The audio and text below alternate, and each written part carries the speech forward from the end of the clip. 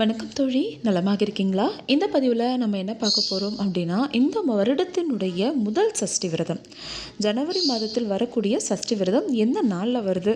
இவ்வளவு நாள் இருந்த சஷ்டி விரதத்தை விட இந்த மாதிரி ஒரு முறை விரதம் இருந்து பாருங்கள், நிச்சயமாக உங்களுக்கு கைமால் பலன் கிடைக்கும்.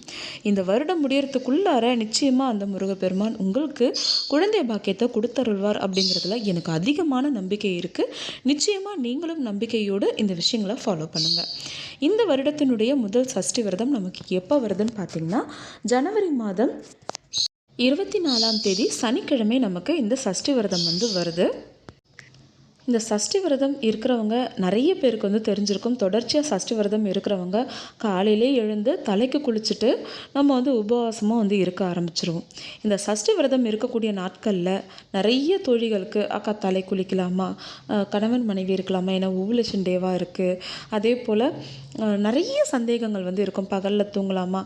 ஸோ இது எல்லாமே முறையாக நீங்கள் செய்தீங்க அப்படின்னா நிச்சயமாக அந்த விரத பலன் உங்களுக்கு கிடைக்காம போகாது. ஒரு முறையான சஷ்டி விரதம் ஒரே ஒரு நாள் காலையில இருந்து மாலை 6 மணி வரைக்கும் நீங்கள் செய்யக்கூடாத விஷயங்களை நம்ம இந்த பதிவில் தெளிவாக பார்க்கலாம். இந்த ஒரு முறை ஒரு அழுத்தமான ஒரு விரதத்தை இருந்து பாருங்கள், நிச்சயமாக உங்களுக்கு குழந்தை பாக்கியம் ஏற்படும்.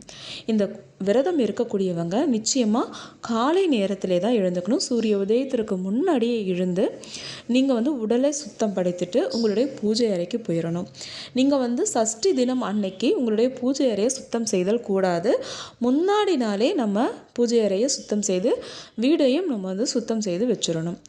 இந்த சஷ்டி தினத்தில் முருகருக்கு சிகப்பு நிறத்தில் இருக்கக்கூடிய அரளி பூக்களை கொண்டு அர்ச்சனை செய்யலாம். அதே போல் வாசனை அதிகமாக இருக்கக்கூடிய மல்லிப்பூ, பச்சை நிறத்தில் இருக்கக்கூடிய மரிக்கொழுந்து, இந்த மாதிரி மலர்களை கொண்டு முருகருக்கு அர்ச்சனை செய்கிறது ரொம்ப ரொம்ப சிறந்த பலன்களை கொடுக்கும். இதெல்லாமே முருகருக்கு ரொம்பவே விருப்பமான மலர்களாக இருக்கிறதுனால இதை செலுத்தி நம்ம வழிபாடு செய்யும் பொழுது நம்மளுடைய வேண்டுதல் சீக்கிரமே நடைபெறும் அப்படிங்கிறது நம்மளுடைய முன்னோர்கள் நமக்கு சொல்லி கொடுத்த ஒரு விஷயங்கள் தான். அடுத்தது ஷட்கோண கோலம் நிச்சயமாக போடணும். நம்ம சஷ்டி விரதம் இருக்க போகிறோம் இல்லையா, அதனால் நிச்சயமாக 6 முகனை நினச்சி ஷட்கோண கோலம் போட்டு 6 நெய் தீபங்கள் ஏற்றணும். நெய் தீபங்கள் ஏற்றும் போது பஞ்சு திரி கொண்டு ஏற்றிடுங்க. அந்த தீபத்தில் பச்சை கற்பூர பொடியையும் சேர்த்து நீங்கள் தீபம் ஏற்றும் பொழுது இரட்டிப்பு பலன்கள் நமக்கு கிடைக்கும். அடுத்ததாக நைவேத்தியமாக வைக்க வேண்டிய பொருட்களை நம்ம பார்த்துடலாம். பச்சை பயிரில் செய்த எந்த ஒரு பலகாரமோ அல்லது சுண்டலோ நீங்கள் முருகருக்கு நைவேத்தியம் பண்ணலாம். அதே போல் செவ்வாழைப்பழமும் வெற்றிலைப்பாக்கும் 1 டம்ளர் பசும்பாலும் இது இருந்தாலே போதும் நைவேத்தியம் பண்ணுறதுக்கு ரொம்ப ரொம்ப சிறப்பான பலன்களை உங்களுக்கு கொடுக்கும். நைவேத்தியம் பண்ண உணவுப் பொருட்களை மாலை 6 மணிக்கு மேலே எடுத்துக்கோங்க. உங்கள் சஷ்டி விரதத்தை முடிக்கிற வரைக்கும் நீங்கள் உணவு எடுத்துக்காமல் இருக்கிறது தான் நல்லது. முடிஞ்ச அளவுக்கு இந்த காலையிலேருந்து 6 மணி வரைக்கும் உணவு எடுத்துக்காமல் இருங்க. ஆனால் பழச்சாறு எடுத்துக்கலாம். அதே போல் நிறைய தண்ணி குடிக்கலாம். இதில் எந்த விதமான கட்டுப்பாடுகளும் கிடையாது. அடுத்தது உங்கள் வீட்டுக்கு பக்கத்தில் முருகருடைய சன்னிதானம் இருந்ததுன்னா அபிஷேக பொருட்களை நீங்கள் வாங்கி கொடுத்தும் வழிபாடு செய்யலாம். மாலை 6 மணிக்கு நீங்கள் உங்கள் வீடு பக்கத்தில் முருகர் கோவில் இருக்குது, கோவிலுக்கு போகக்கூடிய வாய்ப்பு இருக்குது அப்படின்னா நிச்சயமாக கோவிலுக்கு போயிட்டு அதே போல் ஷட்கோண கோலம் போட்டு 6 நெய் தீபங்கள் ஏற்றி முருகரை மனமுருகி வேண்டி வழிபாடு செய்து உங்களால் கந்த சஷ்டி கவசம் கோவிலில் உட்காந்து வாசிக்க முடியும் அப்படின்னா நிச்சயமாக அதையும் வாசிங்க. உங்களுடைய மனதை ஒருநிலைப்படுத்தி கந்த சஷ்டி கவசம் தொடர்ச்சியாக நீங்கள் வாசிக்கும் பொழுது அந்த அதிர்வலைகள் நிச்சயமாக உங்கள் வாழ்க்கையில் ஒரு நல்ல திருப்பத்தை ஏற்படுத்தி கொடுக்கும் அப்படிங்கிறதுல எந்த ஒரு சந்தேகமும் கிடையாது.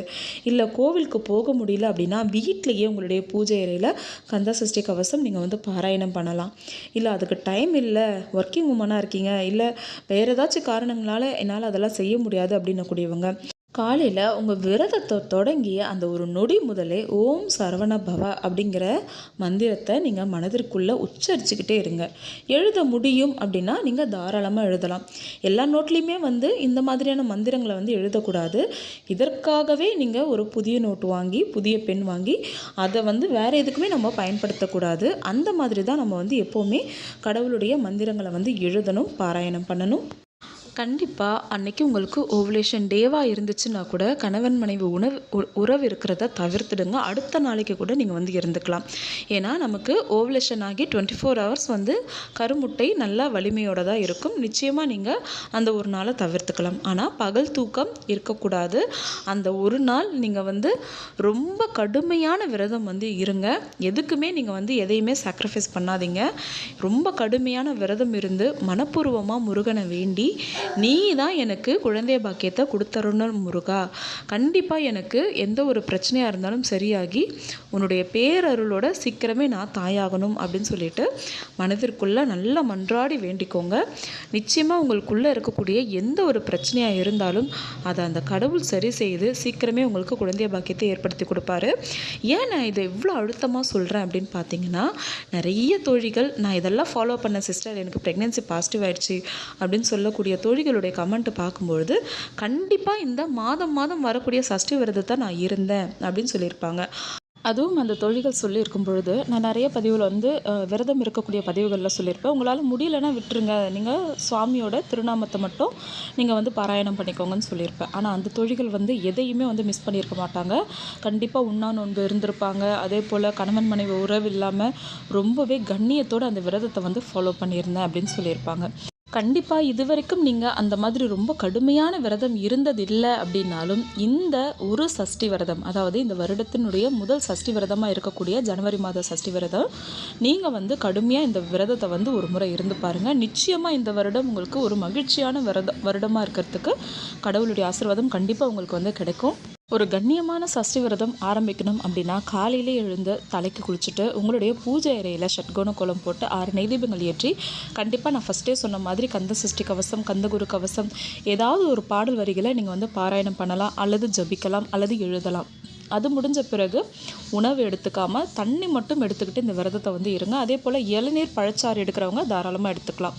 பழச்சாறு எடுக்கக்கூடியவங்க அதில் ஆர்டிஃபிஷியலாக சர்க்கரை சேர்க்காமல் எடுத்துக்கிறது நல்லது. ஏன்னா மனிதர்களால் உருவாக்கப்பட்ட எந்த ஒரு உணவையும் எடுத்துக்காமல் அன்னைக்கு நீங்கள் விரதம் இருந்தீங்க அப்படின்னா தான் அது ஒரு முழுமையான விரதமாக வந்து இருக்க முடியும். அதே போல் காலையிலேருந்து விரதமாக இருந்துட்டு மாலை நேரத்துலேயும் நீங்கள் வந்து வீட்டில் வந்து நான் காலையில் செய்த அதே பூஜை முறைகளை வந்து நீங்கள் ஃபாலோ பண்ணி செஞ்சுட்டு அதுக்கப்புறமா உங்கள் விரதத்தை ஃபினிஷ் பண்ணிவிட்டு அதுக்கப்புறமா இரவு நேரம் ஏதாவது சிற்றுண்டி உணவுகளோடு வந்து எடுத்துக்கலாம். அப்போ கூட நீங்கள் அரிசி உணவுகள் எடுத்துக்கக்கூடாது. ஒரு தோசை, இட்லி மாதிரி நீங்கள் வந்து சாதாரண உணவுகளை வந்து எடுத்துக்கலாம். சஷ்டி விரதம் இருக்கக்கூடியவங்க கண்டிப்பாக நெற்றியில் பட்டை இட்டு கொள்ளுங்கள். போடக்கூடிய ஆடைகள் வந்து பார்த்திங்கன்னா மஞ்சள் பச்சை நிறத்தில் இருக்கிற மாதிரி பார்த்துக்கோங்க. கருப்பு நிறத்தை அன்னைக்கு தவிர்த்துடுங்க. ஸோ ரொம்ப நாள் விரதம் இருக்கங்க்கா, எனக்கு எந்த பலனும் கிடைக்கல அப்படின்னு சொல்லக்கூடிய தொழில்கள் ஒரு முறை நான் சொன்ன மாதிரி இந்த மாதிரி கடுமையாக ஒரு முறை விரதம் இருந்து பாருங்கள். நிச்சயமாக கைமேல் பலன் கிடைக்கும். இந்த வீடியோ உங்களுக்கு பயனுள்ளதாக இருந்திருக்கும், பிடிச்சிருக்கும் நான் நம்புகிறேன். வீடியோ பிடிச்சிருந்ததுன்னா மறக்காமல் ஒரு லைக் பண்ணுங்கள் தோழி. வீடியோ பார்த்துட்ருக்க சொந்தங்கள் எல்லாருக்குமே கூடிய விரைவிலேயே மழலை செல்வம் கிடைக்கணும்னு சொல்லிட்டு நானும் மனதார வாழ்த்துறேன். அடுத்த ஒரு நல்ல பதிவில் சந்திக்கலாம் தோழி. நன்றி.